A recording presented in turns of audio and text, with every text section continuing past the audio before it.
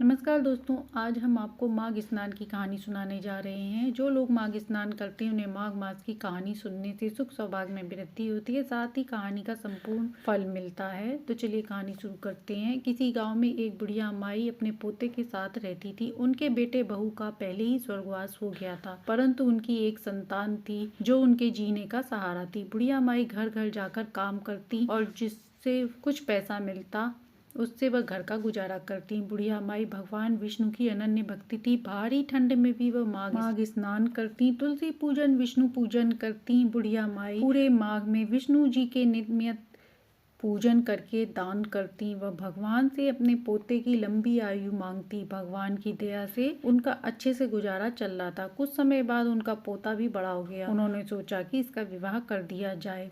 कुछ समय बाद उन्होंने अपने पोते से विवाह को कहा तो उसने कहा, यदि आप घर घर जाकर काम नहीं करेंगी, घर पर आराम करेंगी, तभी मैं शादी करूंगा। बुढ़िया माई मान गई। कुछ दिनों बाद पोते का विवाह हो गया। कुछ समय तो सब अच्छा चलता रहा। उसके बाद बहू बुढ़िया माई के घर के कामों में नुक्ताचीनी झाड़ने लगी। वह दान पुण्य करने के लिए पूजा पाठ करने को भी मना करती। सारा हिसाब स्वयं रखती। 1 रुपया भी बुढ़िया माई के पास नहीं रहने देती। माघ का महीना आने वाला था। बुढ़िया माई को चिंता सताने लगी कि अब क्या करें। वह तो हर साल विष्णु जी के नाम से नित्य नियम से दान पुण्य करती हैं। वह तो पहले माघ के महीने में किसी न किसी चीज का दान करती थी, पर अब पोते की बहू आने पर 1 रुपये न होने पर वह दान कैसे करेंगी। वह इसी चिंता में सूखने लगी। भगवान से कहती और एक दिन उनके दरवाजे पर साधु भिक्षा मांगने आए। बुढ़िया माई खाना खाने जा रही थी। उन्होंने अपना खाना लेकर उस साधु को दे दिया। तभी उनकी बहू आई और उसने देखा तो वह गुस्से में लाल हो गई और उन्हें घर से निकाल दिया। बुढ़िया माई चलती गई। चलते चलते वहाँ एक मंदिर दिखा जहाँ पे घना जंगल था। वहाँ कोई नहीं आता जाता था। मंदिर भी बहुत गंदा था। बुढ़िया माई ने मंदिर में साफ सफाई कर रात में वहीं सो गई।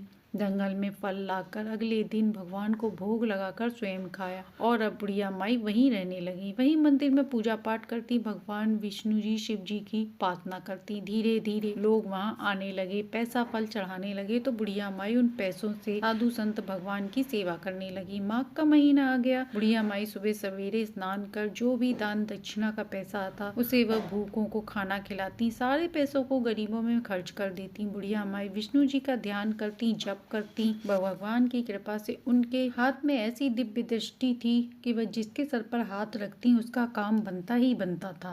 उस व्यक्ति की कामना पूर्ण हो जाती थी। लोगों ने इस चमत्कार को महसूस कर लिया। बुढ़िया माई हर किसी के सर पर हाथ नहीं रखती थी, पर जिसके भी रखती थी उसकी कामना अवश्य पूर्ण होती थी। अब ज्यादा भीड़ होने लगी। बुढ़िया माई के मंदिर में भीड़ लगने लगी। वह जो भी पैसा आता उसे धर्म में खर्च करती।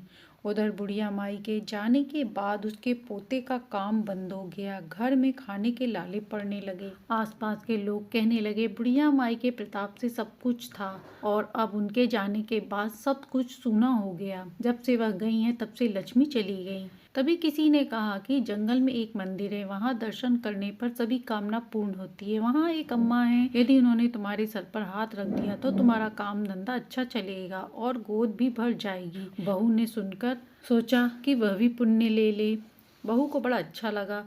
वह अपने पति के साथ मंदिर गई तो देखा बुढ़िया माई को देखकर पोता रोने लगा। बहू ने भी उनसे माफी मांगी। बुढ़िया माई ने उसे माफ कर दिया और कहा, जब तू मुझे घर से न निकालती तो मैं पूजा पाठ कैसे करती है, भगवान की ही कृपा है। पोते ने घर चलने को कहा तो बुढ़िया माई ने मना कर दिया और प्यार से उसके सर पर हाथ रखा और घर वापस जाने को कहा तो वह घर आ गई। बुढ़िया माई भगवान की कृपा से अच्छा महसूस कर रही थी। भगवान की कृपा से कुछ समय बाद बहू गर्भवती हुई। दोनों मंदिर आए और अम्मा को बताया। बुढ़िया माई ने ठाकुर जी का धन्यवाद किया। अब उनके घर सब अच्छा ही अच्छा हो रहा था। हे विष्णु भगवान, इस कहानी को कहते सुनते हुकारा भरते सबके घर में सुख शांति समृद्धि देना। जैसे आपने बुढ़िया माई को दिया वैसे ही सबको देना।